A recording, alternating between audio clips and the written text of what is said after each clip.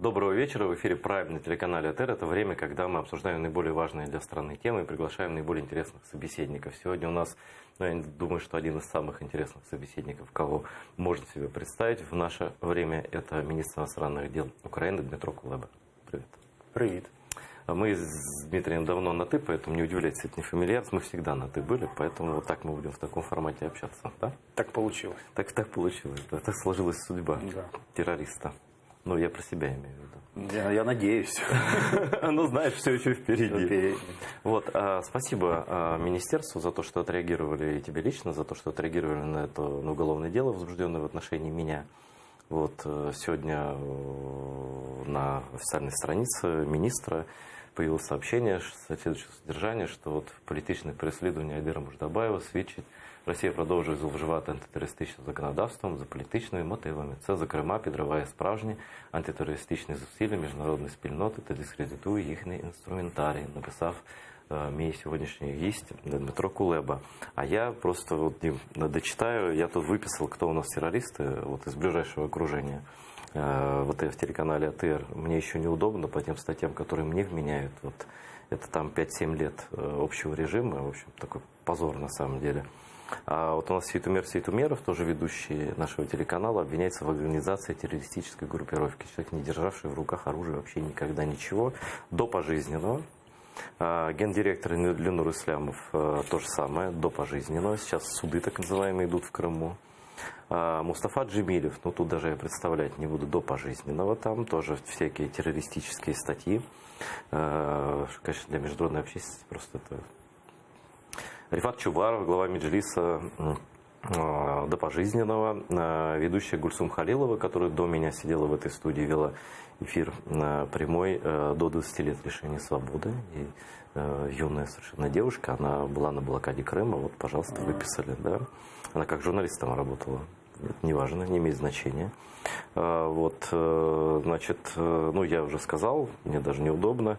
И Шавкат Нигматуллаев, ведущий тоже наш, его за экстремизм пытались привлечь, но он вовремя оттуда уехал, и дело они пока не открыли. Хотя, может, и открыли, но мы не знаем. Вопрос простой. Вот сюрреалистический вот этот список террористов современности. Зачем, мнение министра иностранных дел Украины, зачем Россия это делает? Щоб тримати в страху. Це те ж саме, що вона робить в Криму, відкриваючи постійно за надуманими обставинами кримінальні справи проти кримських татар. Сіяти страх, тримати в страху, обмежувати можливості пересування світом. Але насправді погрозам найкраще протиставляти відсутність страху. І те, що ваш телеканал працює і всі перелічені журналісти виконують чесно свою роботу, це найкраща відповідь, яку ви можете надати росіянам. А какая, ну понятно, что они запугивают других крымских татар, что если уж мы вот на Мустафу Джемилева там и на журналистов заводим эти дела, то уж тебя там смерть, да, ты просто что-то напишешь, скажешь где-то, да, мы тебя вообще загнобим, и свидетельство тому сотни людей уже, которые сидят вот по надуманным статьям о терроризме, да, людей, которые не были публичными никогда в Крыму, да. Но есть, наверное, и внешнеполитическая какая-то у них мотивация. Вот как они это подают и подают ли они это на международных площадках? Ну, я хочу заспокоїти, кримінальні справи про от такого характеру, вони на міжнародному рівні не продаються, тому що всі розуміють, що це чиста політика переслідування, а не політика встановлення справедливості і покарання справжніх злочинців.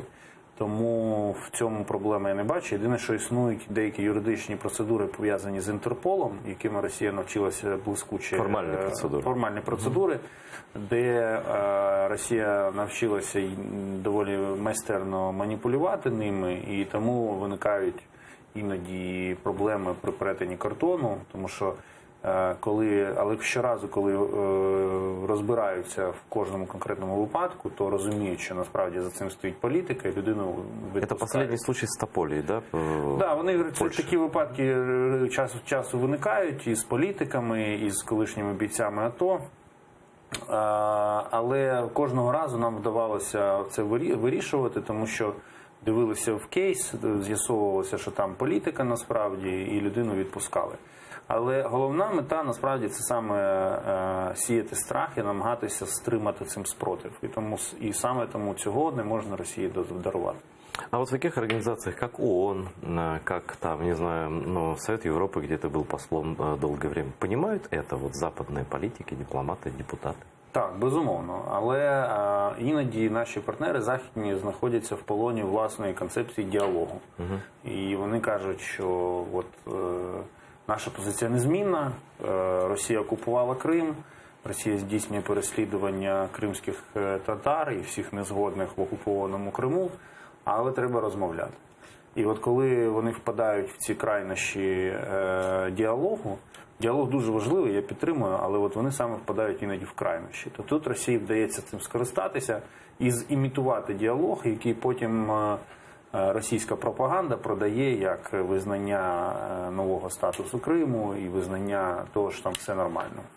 Ну вот последний случай, ну, конечно, не последний, просто последний по времени случай, это появление коллаборантов в Совбезе ООН. Ну, такой, как это, сейчас объяснишь все, как это по формуле какой. Ты еще как раз сказал заголовок российской пропаганды. Да, это они так подают, я прошу прощения наших зрителей, которые живут в мире нормального телевидения. В пятницу состоялась инициирована Россией по формуле Арии неофициальная видеоконференция Совбеза ООН. В конференции приняли участие также и представители оккупированного Крыма, а именно пропагандист Александр Макарий, депутат оппозиционного горсовета Бушсара Эрвин Мусаев, ну, предатели, там еще украинская община Крыма, какая-то в кавычках, Анастасия Гритчина и зам муфти, который в ФСБ всех сдает, Судулах Баиров. Я даже хотел поставить этот ролик, но 3,5 минуты мне жалко на эту ерунду. Чистая пропаганда, что в Крыму все хорошо, так сказать, мы только с терроризмом боремся, ну как это они продают все время, да. Что это? И как им удалось пробить это хотя бы даже в формате видеоконференции Совбез ООН, и что мы сделали для того, чтобы это как-то нивелировать эффект от этого пропагандистского шоу? Да, безумовно, що в цій новині головне слово, яке привертає увагу, це Радбез ООН. Звичайно. Хоча насправді там мають привертати два інших слова, точніше три. Перше – це формула Арія, і друге – це неформально. Колись в ООН постала така проблема дуже давно, без прив'язки до Криму, що якісь питання не можна обговорити у форматі класичної Ради безпеки, але дуже хочеться. І тоді був тоді оцей формат Арія, на честь людини, яка безпосередньо його придумала, який полягає в тому, що відбувається якби під брендом Ради безпеки ООН, але правила, процедури Ради безпеки не застосовуються, засідання не зараховуються як засідання Ради безпеки і є суто неформальним. І кожна держава-член ООН може ініціювати таке обговорення. На початку року, буквально перед самим початком карантину, дуже успішно пройшло обговорення в такому форматі ситуації з правами людини в Криму, яке організувала Україна. Там, якщо я не помиляюсь, якраз пан Ріфат Чубаров був. Це вже відеоконференція? Да, і це ні, тоді ще фізично, тому що ще не було карантину. Але це був успішний захід, прийшло багато країн, відбулося дуже жваве обговорення, і в такому ключі, як нам потрібно. Тепер Росія, що називається, включила відповідку і вирішила, ми зараз теж проведемо. І я перше, що хочу сказати, що вони мали право це зробити і зупинити їх не було. За правилами ООН. Да, не було можливо, тому що будь-яка держава може ініціювати таке обговорення. Справжнім індикатором є інше. Які країни приходять на такий захід, і друге, що вони на ньому говорять. Так от, з 5 постійних членів Ради безпеки ООН 2 не з'явилися взагалі на обговорення. Це Сполучені Штати і Велика Британія. І це результат нашої з ними такої дуже системної роботи, як з партнерами. І ми їм дуже вдячні за цю принципову позицію. Тому що, зважуючи цінність діалогу і цінність непідігравання росіян російській пропаганді, вони зробили правильний вибір на користь непідігравання російській пропаганді. То есть, если их там не было, это ключевые держави Совбеза, да? Абсолютно. Щоб ви розуміли, на Арію ходять зазвичай всі, просто щоб щось сказати, тому що це було задумано саме для того, щоб всі неформально спілкувалися. Але тут 2 держави заявили, що вони не приходять. Це принципова позиція. Ті, хто пішли, вони виступили абсолютно так, як проукраїнські, засудили, все там чітко розклали по поличках. Але оскільки мета Заходу суду пропагандистська, безумовно, це не заважає росіянам представляти це як власну перемогу і розганяти інформаційну. А кто-то видел еще это вообще? Где это транслировалось? Как это все? Російська Федерація доклала шалених зусиль для того, щоб цей захід транслювався на офіційному каналі ООН, в онлайн-каналі ООН. Але була проведена не менш титанічна робота для того, щоб їм це не вдалося. І зрештою їм це не вдалося. І вони транслювалися на сторінці постійного представництва Росії при ООН. В Ютубі, здається. Але загалом я хочу сказати, що це був такий останній кейс, такий класичний дипломатичний випадок, про який можна описувати в підручниках, на тему «Кожна деталь має значення».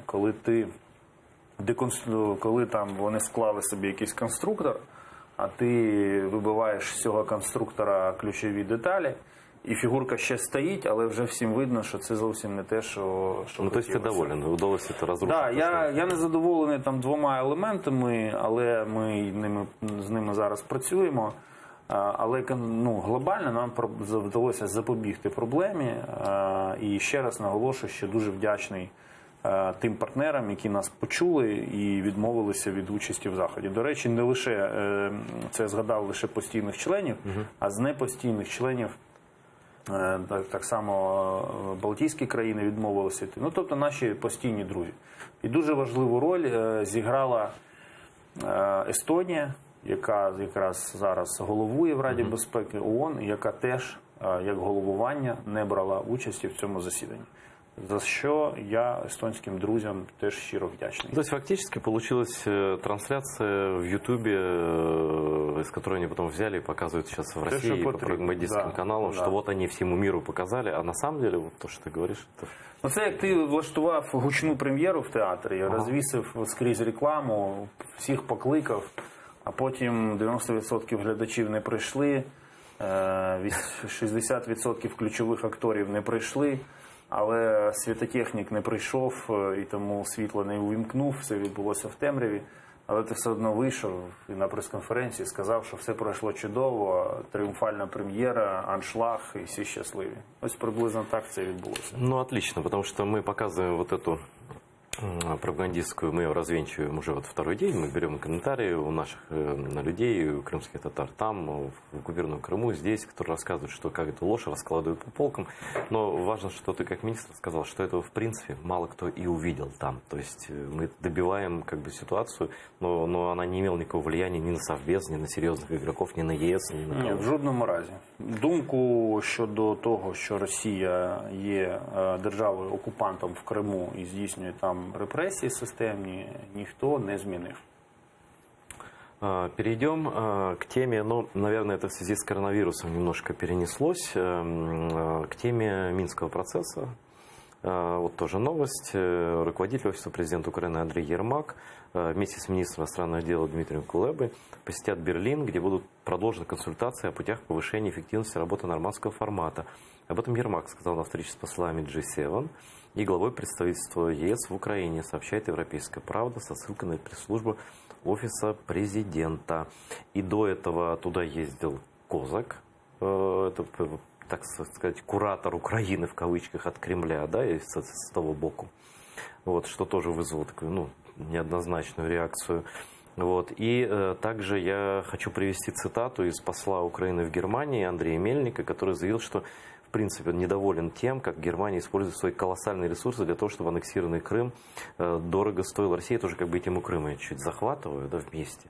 И дальше тогда пойдем. Давайте послушаем нашего посла и продолжим с министром. Неофіційна позиція полягає в тому, що давайте спочатку ми завершимо війну на сході України, а коли ми це зробимо, перед нами стоятиме інше величезне завдання – питання Криму, його звільнення, деокупація. Тоді говоритимемо про Крим. Моя відповідь дуже проста. Німеччина – найпотужніша держава, і вона як гросмейстер повинна вміти грати одночасно на двох шахівницях. В общем, у меня немецкие журналисты, которые тоже говорят, что тяжелое в обществе в германском все это восприятие, они пытаются быть, там, очень супер толерантными, да, но все-таки это все в Берлине должно происходить, по идее, следующий этап, и вы действительно поедете, и что, какие планы у вас? Плани дуже серйозні. Німеччина зараз, знаєш, я тобі так скажу, от тфу-тфу-тфу, щоб нічого не наврочити, але з Німеччиною зараз діалог складається дуже позитивно. Я дуже задоволений. Були регулярні контакти мої з міністром закордонних справ Німеччини і з Офісом канцлера, і президент говорив з канцлером. Тобто ми відчуваємо таку дуже серйозну залученість Німеччини до цього процесу, до процесу мирного врегулювання. І вони дійсно намагаються працювати на результат. Тому ідея візиту народилася дуже просто. Коронавірус – це, звичайно, погано, але є певні моменти, коли треба відчути цю фізичну присутність, сісти і поговорити, знаючи, що в кімнаті лише 4 людей, і лише вони розуміють, про що йдеться. От. І наш візит, тут дуже важливо, що летить одночасно міністр закордонних справ і глава Офісу президента, тому що це сигналізує про дві речі. По-перше, що ми дійсно готові до діалогу, до просування вперед у мирному врегулюванні за будь-яких обставин, навіть коли ніхто нікуди ще не літає. І друге, що ми дійсно відкриті до розмови на всіх рівнях. Що це не те, що там є гра МЗС, є гра Офісу президента. Ми консолідовано їдемо і хочемо показати, що ми надзвичайно відкриті до діалогу з нашими партнерами. Це дуже важливий момент, тому що не повинно бути жодних підозр, що хтось грає за чиїмось... Со сторони іменно Германії, со сторони Франції. Щоб хтось там чи за чиїмись спинами грає.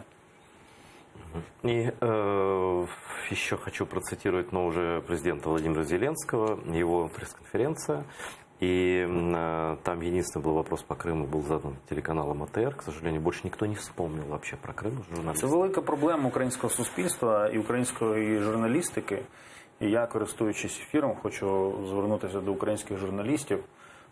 Пишіть про Крим, говоріть про Крим, знімайте сюжети про Крим. Тому що коли ви думаєте, що лише держава цим має займатися Кримом і тримати постійно Крим в порядку денному, то ви помиляєтеся. Це задача нашого суспільства. Тому що ми почнемо втрачати в Крим в той момент, коли ми перестанемо про нього говорити. Ну да, как бы принято у журналистов, знаешь, у таких людей фейсбучных обвинять там чиновников, депутатов, президента, премьера-министров там и так далее в том, что они что-то не сказали. Я согласен, это можно претензии такие предъявлять. Да, ну а сами-то что? Но если ты сам молчишь, за что-то можешь другим предъявить. Если мы будем молчать про Крым внутри, потом начнем молчать про Крым снаружи, а потом кто скажет, да, Приднестровье, что это где-то там вообще валяется, да? Мы не знаем что. И вот 20 мая на пресс-конференции, посвященной первой годовщине президентства, телеканал АТР спросил у Владимира Зеленского, когда будет создана первая переговорная площадка по деоккупации Крыма. И вот ответ нашего президента. Давайте послушаем. Мы же с вами помним, что это наша земля, это наш народ. И может быть, вы правы, прийшов момент, когда цих майданчиків недостатньо для того, щоб говорити про Крим. Тому що у Мінському процесі питання Криму, чесно кажучи, не піднімається. Там є адженда порівнюється зі списком того, що повинно, згідно підписання Мінських угод, повинно робити і повинні обговорювати. Там питання Криму немає. Я з вами згоден, що це несправедливо. Ну вот так сказал президент. Что на практике это может означать? Я уже обращаюсь к министру иностранных дел, как человек, который практически эти вопросы изучает и решает. Тут є дві складові. Перша складова – це розуміння переговорного майданчику в широкому сенсі, як місця, де обговорюються ті чи інші питання, пов'язані з Кримом. Такі майданчики існують. Це та ж сама Рада Європи, це та ж сама Організація Об'єднаних Націй, Рада безпеки ООН, Генеральна Асамблея, ОБСЄ. Це місця, де регулярно щось відбувається по Криму завдяки ініціативності України і штовханню цього питання. В цьому плані переговорні механізми є. Але очевидно, що журналіста і через українське суспільство цікавить інший формат, щось таке подібне на якраз нормандський формат, коли буде створена така цілеспрямована платформа для комплексного вирішення питань, пов'язаних з деокупацією. Цього немає. Його за 6 років такий формат не був створений. Я зараз за останні 3 місяці намагався зрозуміти, чому це не було створено. Там різні причини. Але ми в МЗС зараз працюємо над тим, щоб такий формат придумати і внести його на розгляд президента. Інше питання, що можна формат придумати, але ще треба залучити в нього потрібних учасників. Ну, там Росія, понятно, буде проти, вони ж просто відказуються тему Криму обсуждати в принципі. Абсолютно. Ми маємо розуміти, що будь-який формат щодо Криму, переговорний формат щодо Криму, такий от спеціалізований, така платформа не буде включати Росію, тому що вона просто відмовиться брати в ній участь. И это має бути враховано. Но она должна включать других, наверное, как минимум, другие страны, гаранты, участники Европейского, Будапештського, прошу прощения, меморандуму, так или нет? Дивіться, у мене до Будапештського меморандуму своє ставлення, я його ніколи не приховував, тому я б не оперував конкретно категоріями Будапештського меморандуму. Я чисто пространно спрашиваю. Да, пространно, вона має включати ключових гравців світової політики, які здатні допомогти Україні деокупувати Автономну Республіку Крим, повернути її до складу України і цим відновити не лише територіальну цілісність України, але і систему міжнародної безпеки та міжнародного права, яка була грубо порушена Росією. Понятно, что Крым – это вопрос базовый, да, что просто понятно, что почему Минск произошел и почему он продолжается, да, и почему нет Крыма в Минске, потому что это и не хотела Россия, а тогда нужно было, ну, условия мы знаем те, да, никого обвинять в этом уже теперь не будем, вот, задним числом все умные. Вот, но, конечно, мы ждем от вас, безусловно, каких-то предложений, которые сможет внести президент Зеленский, которые вот эти ключевые державы смогут рассмотреть и принять, потому что забывать про Крым на международном уровне, это вообще позор не только для нас уже будет. Это, я повернуся до болючого питання, але мені здається, що на національному рівні про Крим почали забувати швидше, ніж на міжнародному. Тому що на міжнародному, завдяки тому, що Україна постійно щось придумує і нав'язує, питання залишається в пріоритеті. І ми не дозволяємо Росії досягнути її головної мети на даному етапі, це якраз забути про Крим. Щоб світ забув про Крим. Але вкотре повертаюся до того, про що ми з тобою говорили, що набагато більше інформації про Крим має бути в українському інформаційному просторі. Набагато. Люди мають постійно відчувати зв'язок з цією окупованою територією. Знаешь, мне некоторые люди говорили, что вот тот период, когда мы вынуждены, из-за понятных причин, не так не вещали, как раньше, да, что вообще они потеряли, даже вот в Фейсбуке, в Ютубе потеряли Крым. Вообще, что в Крыму происходит, да? А другие каналы, еще, по-моему, 16-17 год, лето опрос был, не опрос исследования, там 1,5% времени вообще оккупированным территориям уделяется на каналах, да? И эта информационная политика, она безобразная, она была и остается безобразной абсолютно, на мой взгляд.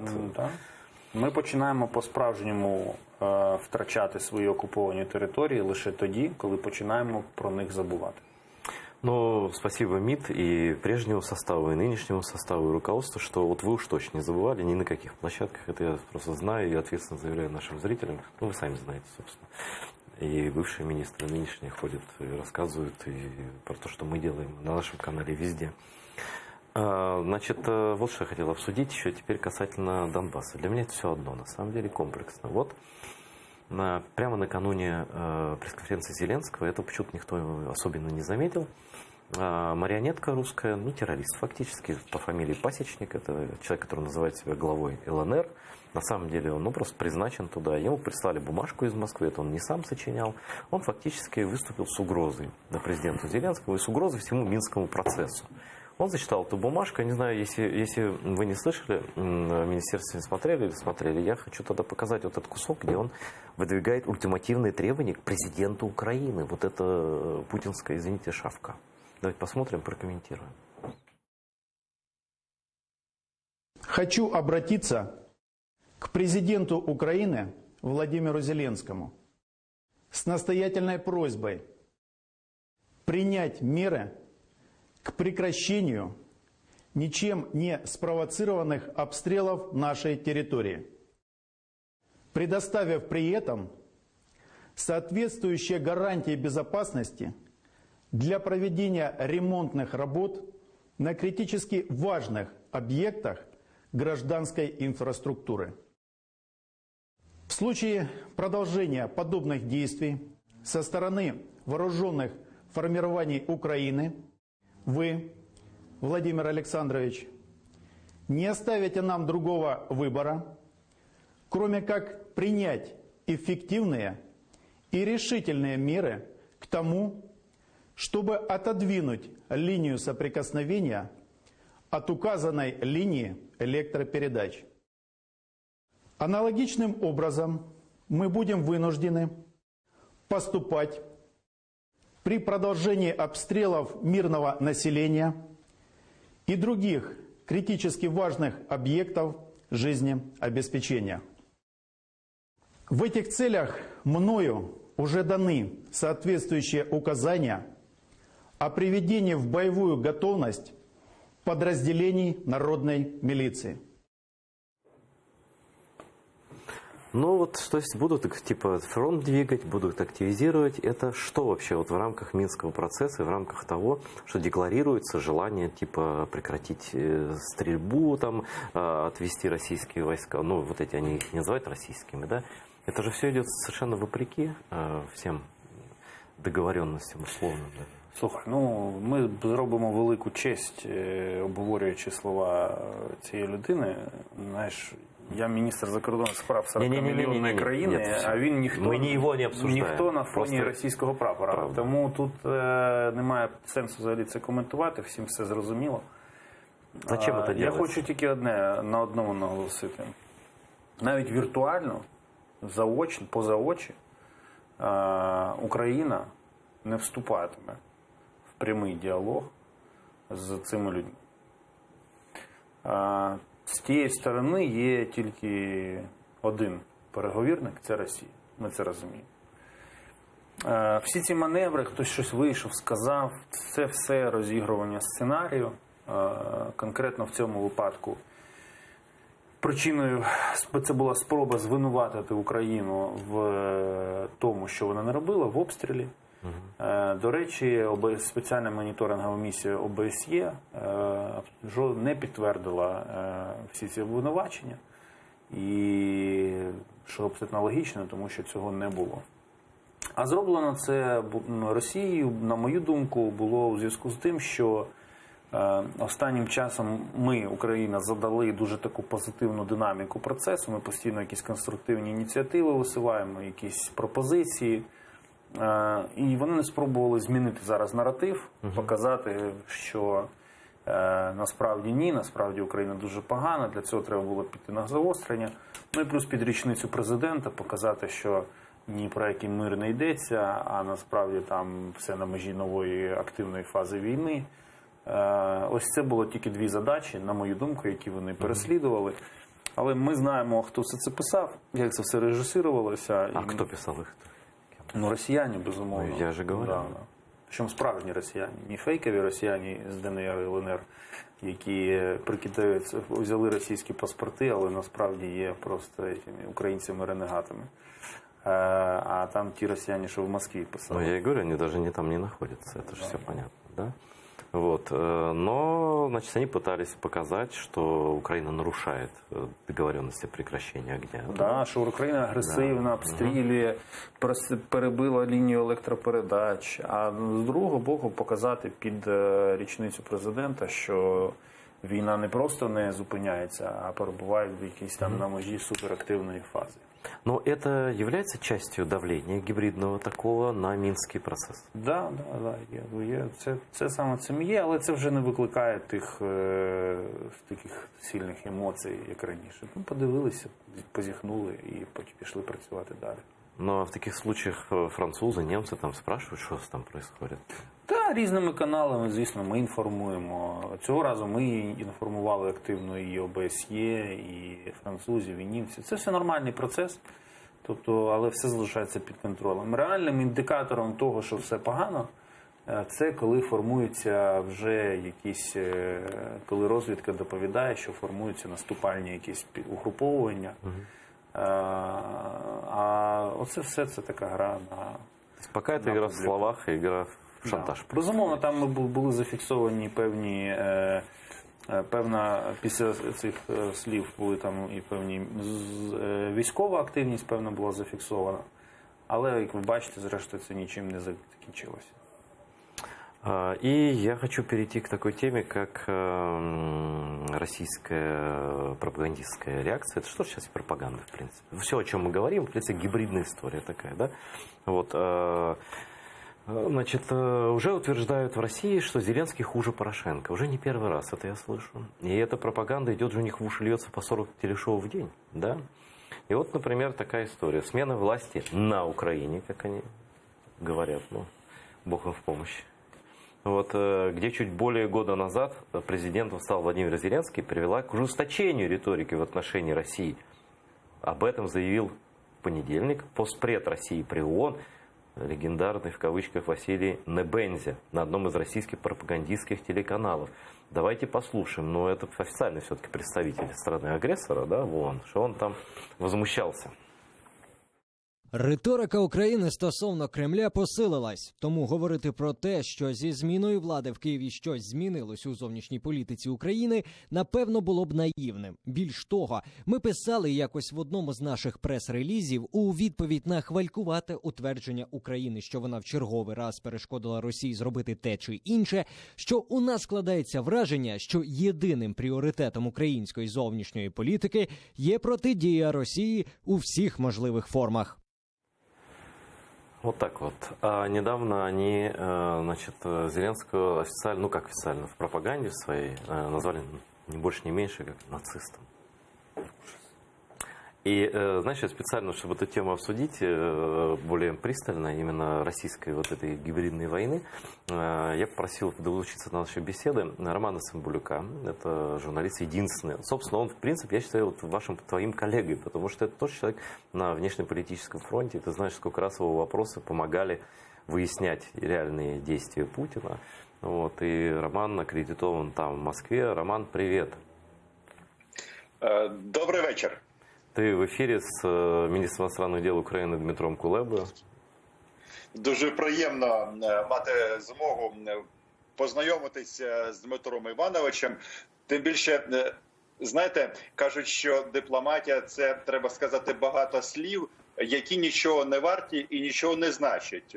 Але, як на мене, все ж таки дипломатія – це все ж таки якраз робити так, щоб слова щось означали. І дуже приємно, що наш діючий міністр, мені здається, з цим все робить добре на цьому напрямку. І якщо продовжити цю тему про російське телебачення, сьогодні була така цікава можливість. Я у прес-секретаря Путіна про це питав. Да, я якраз обратив увагу в новостях. Прошу прокоментуй, що там. І дуже цікаво, що він оці визначення про, ну, де фактично з України ліплять нацистську державу, це стосується не тільки президента України, взагалі політики, взагалі нас завжди порівнюють з фашистською Німеччиною, і навіть вони розповідають, ну, начебто вони ведуть вітчизняну війну. Ага. Але цікаво те, що в Кремлі заявили, що це оціночні судження, вони не офіційні, але вони будуть продовжені. Це, мабуть, саме... Я видел эту цитату из Пескова, да. Ты сам сказал, что хочешь тоже задать вопросы Дмитру Кулебі.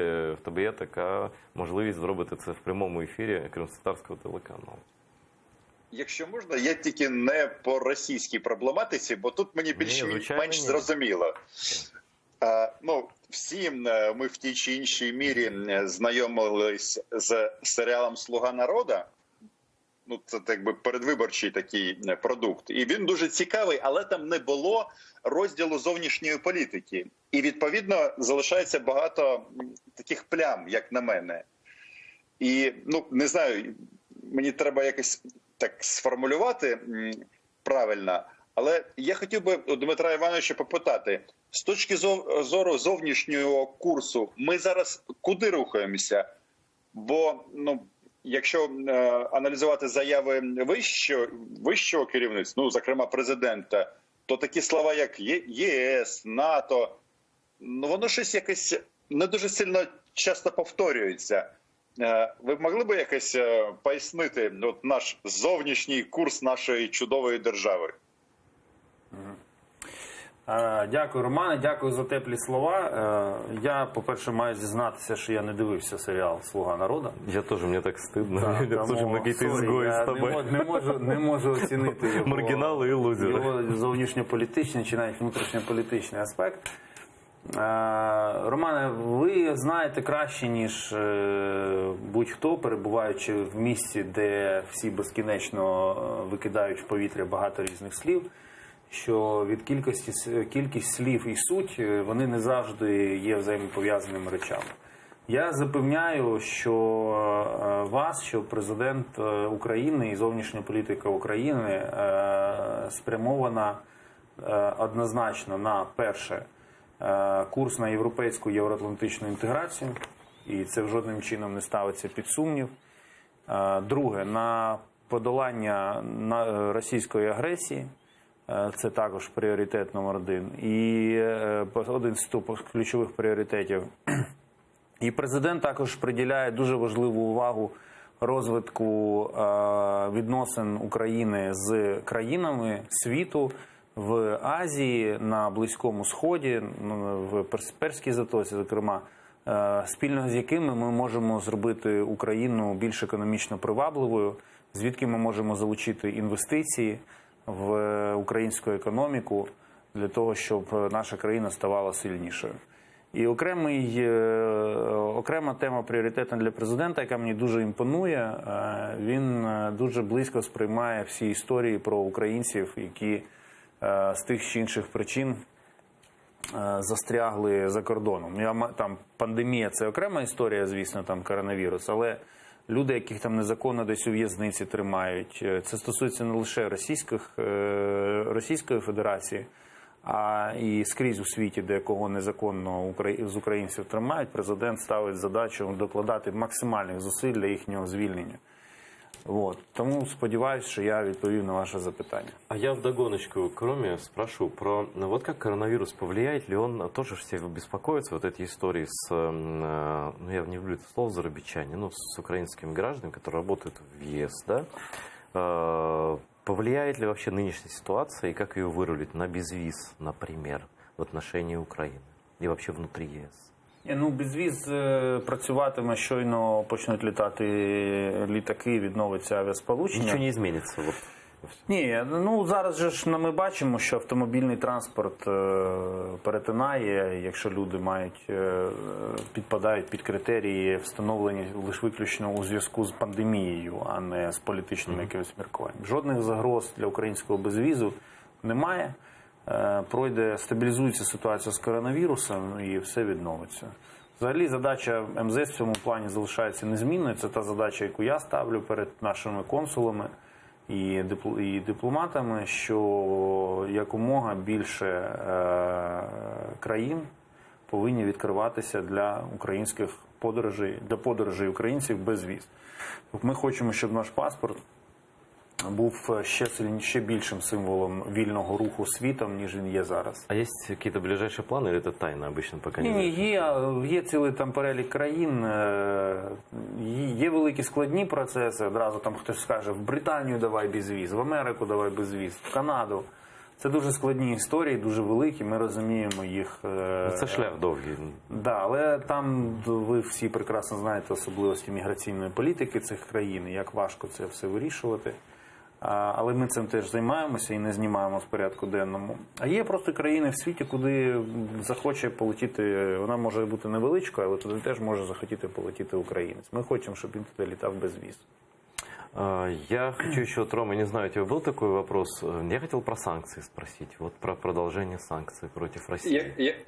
Давай, говори, можна, говори. я трошечки додам. Якраз, власне, питання, воно зведеться в кінцевому випадку до санкцій. Дивіться, оце загострення, яке відбувається на Донбасі, про що заявляють бойовики, і насправді в Кремлі сьогодні знову ж таки сказали, що вони це розуміють, тобто визнають, що вони дали представленню. Це ж відбулося після того, як Україна пред'явила російські паспорти гауляйтерів, які представлені в окупаційних адміністраціях.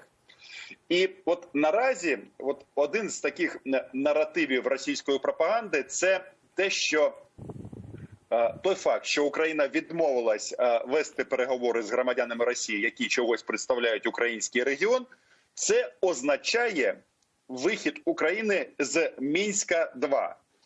Відповідно, висновок який? Знімайте з нас санкції. Я, власне, хотів у Дмитра Івановича запитати,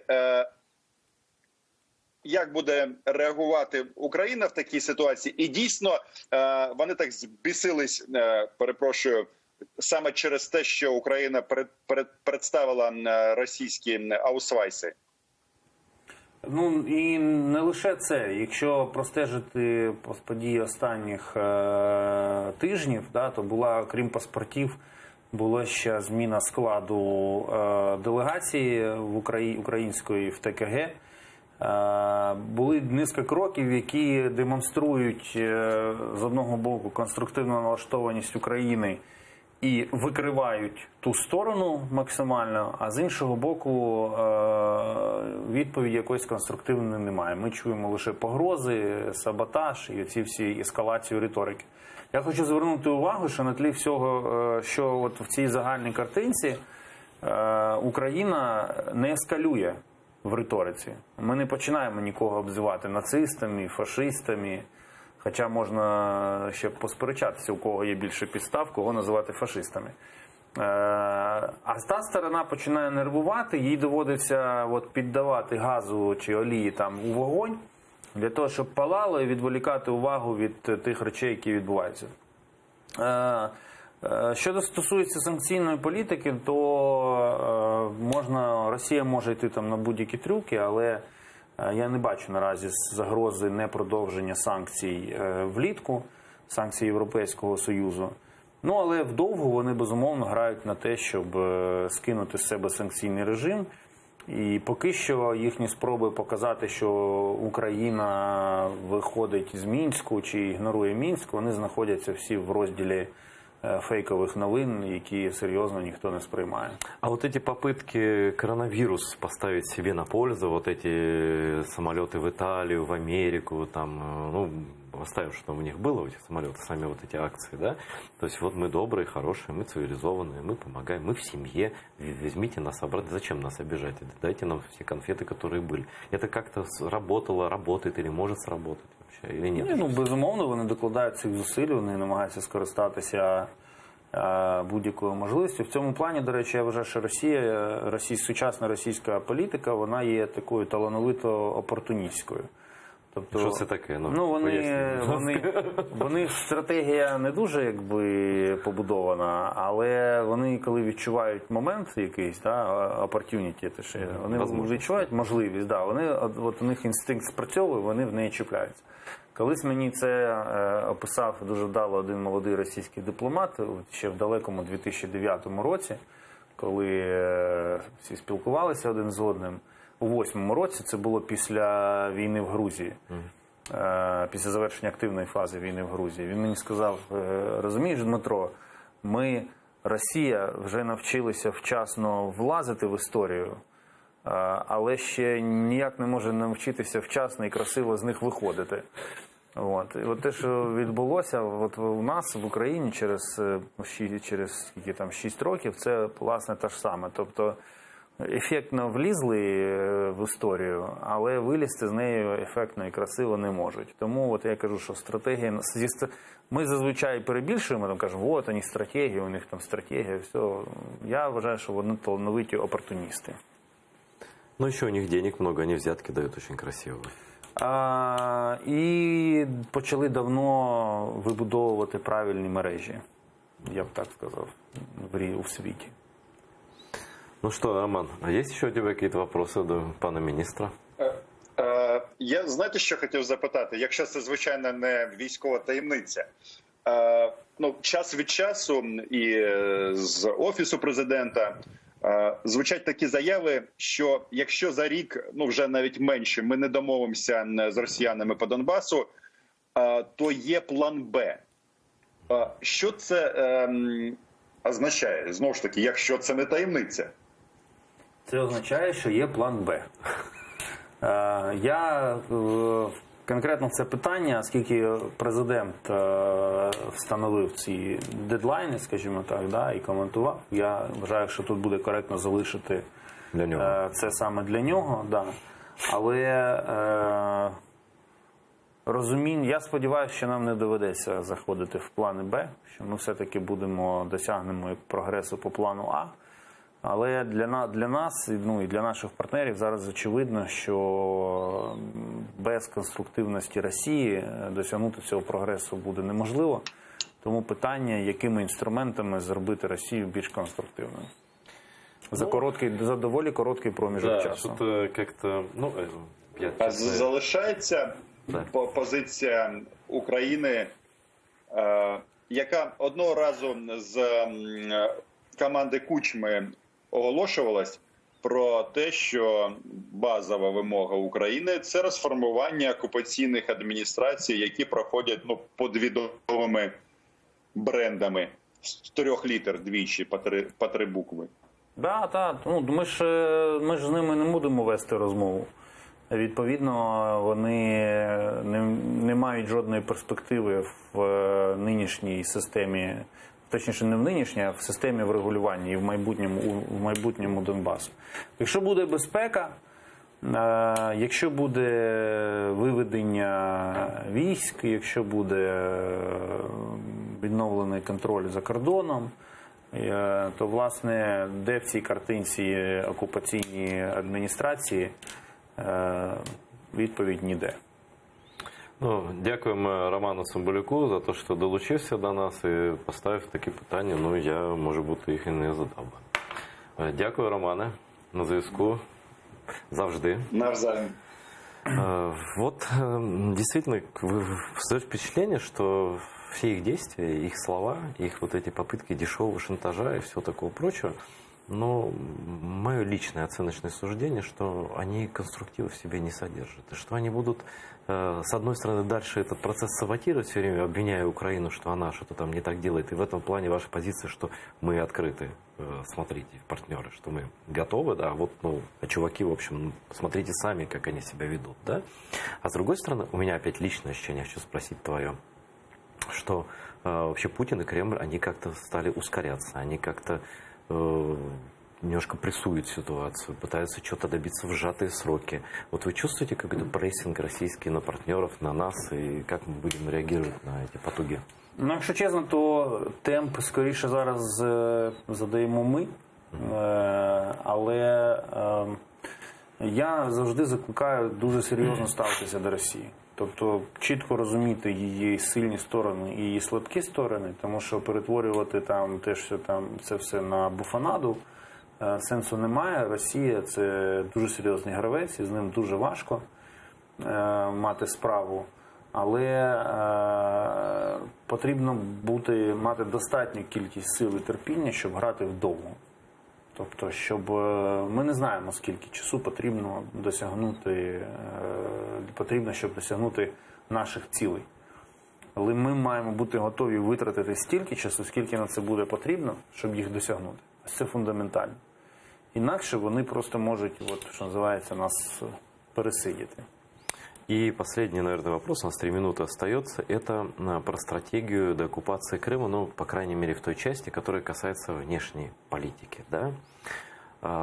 Будет ли такая стратегия в целом? Может быть, ты просто знаешь, как один из высшего руководства по правительству страны, потому что ее нет очень давно, ее нет с 2014 года, и мы об этом многократно говорили, хоть что-то можно ожидать такого? Довгий час дійсно нічого на цьому напрямі не відбувалося. Зараз речі заворушилися. І там я вже щось в РНБО ми поговорили, там ми з Міністерством реінтеграції територій окупованих поговорили. Я коли став міністром, то буквально, здається, на другий чи третій день покликав до себе із своїх відповідних співробітників і сказав, мене цікавлять наші бачення деокупації Криму. Це має бути у нас цей документ під рукою. Вони почали його писати, написали. Зараз він у мене на столі, я його читаю, такий там не одна сторінка текстом. Але це все матиме сенс тільки якщо стане частиною комплексного плану. Вот именно я знаю, что это твое личное решение, предложение твое, которое и решение кадровое назначить первым заместителем министра иностранных дел Украины впервые в истории нашей страны этническую крымскую татарку Эмине Джипарову. Почему? Цели какие надежды ты министерство, что будет ей поручено? Что это же не только символичный знак, хотя и это, наверное, имеет значение, да, но и какой-то поворот в работе тоже. Вот я хотел бы, чтобы именно нашей аудитории ты подробно рассказал, мы же передачу задержим, вот сколько ты будешь отвечать, столько. Ну, я дуже коротко. Ініціатива була дійсно моя, але призначення такої складності не відбуваються без найважливіших погоджень. І принципово важливим в усьому цьому процесі стало те, що президент України підтримав цю кандидатуру. І можу навіть вам сказати, що мені не довелося довго його вмовляти. Я просто представив кандидата, її якості професійні. Той факт, що вона кримська татарка, президент підтримав, і це був ключовий елемент. І Андрій Єрмак підтримав цю кандидатуру. Задачі стоять дуже прості, насправді. Я знаю Еміне як людину, яка має вже досвід державної роботи в одному з міністерств. Безумовно, Міністерство інформаційної політики, МЗС – це абсолютно дві різні історії. МЗС набагато в цьому плані складніший і відповідальніший. Я з повагою до колег з колишнього міністерства, але є реальність. У Еміне чудово розуміється на питаннях, скажімо, м'якої сили, тобто публічної дипломатії, а вона дуже важлива в сучасному світі. І, безумовно, кримська тема. Да. Я цілеспрямовано шукав людину в МЗС, у якої серце болить за Крим. Тому що якщо такої людини немає, то тоді рух всередині буде дуже важко генерувати. Нам потрібно вивести цю боротьбу на якісно новий рівень. Я можу сказати, що мої попередники, мої колеги по МЗС дуже багато. Більше за них, напевно, зробили для Криму. Ну, більше тільки там президент і Офіс президента займалися цією проблематикою. Але ми маємо зробити ще один крок вперед. Ми маємо зробити цю роботу ще активнішою, ще масштабнішою, ще креативнішою. Тому що лише так ми можемо прийти до перемоги. А вот сейчас просто, понятно, в условии пандемии, но дальше как это будет? Эмине Ханым, она будет с тобой вместе ездить в визиты, посещать разные страны, организации, будет отдельная какая-то миссия, что как это практически выглядит? Я вашого протоколу не знаю. Перший заступник міністра – це велика начальниця. Розкажи. Вона буде сама їздити, і у неї будуть всі можливості для того, щоб, безумовно, за погодження зі мною, ініціювати речі і самі реалізовувати політику на тих напрямах, які будуть їй довірені. По суті, вперше з її приходом, вперше в Міністерстві закордонних, вперше в українській дипломатії представниця кримська чи представник кримсько-татарського народу займатиме настільки важливу відповідальну посаду. І плюс це ще безпрецедентно тому, що вперше на цю посаду заходить людина молода, енергійна, яка не має такого статечного досвіду на дипломатичній службі. Перший заступник – це одразу після міністра. Цим все сказано. Великі можливості, але ще більша відповідальність. І я вірю, що Еміне впорається з відповідальністю і використає всі можливості. Но я только добавлю, что она имеет тоже террористические корни в канале АТР, поскольку она была журналистом телеканала АТР. Вот и от лица наших зрителей, и от себя лично я желаю именно Джипар оправдать надежды министра и задачи, которые возлагают, и надежды на твою именно работу. Вот желаю успехов, и чтобы тема Крыма везде звучала так, чтобы у русских перепонки в ушах от нее звенели. Спасибо за то, что пришел. Ждем всегда. Желаем успехов, и Украина понадобится. Це правда. Дякую. До побачення.